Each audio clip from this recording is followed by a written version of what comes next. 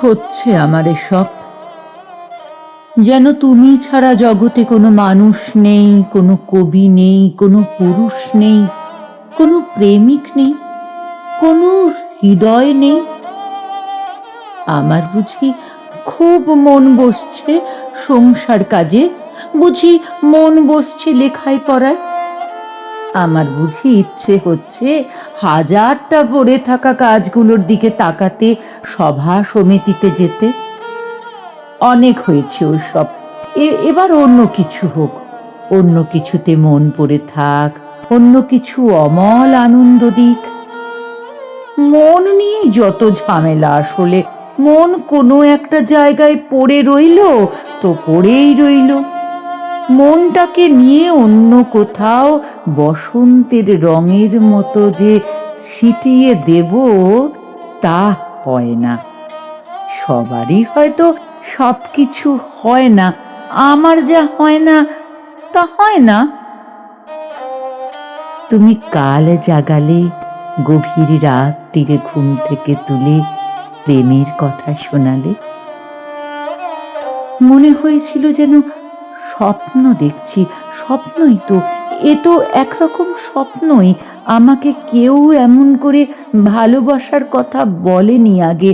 ঘুমের মেয়েকে এভাবে জাগিয়ে কেউ চুমু খেতে চায়নি। আমাকে এত আশ্চর্য সুন্দর শব্দগুচ্ছ কেউ শোনায়নি কোনোদিন। এত প্রেম কেউ দেয়নি। এমন ভেঙে চুরে ভালো কেউ বাসেনি। তুমি এত প্রেমিক কি করে হলে? কি করে এত বড় প্রেমিক হলে তুমি? এত প্রেম কেন জানো?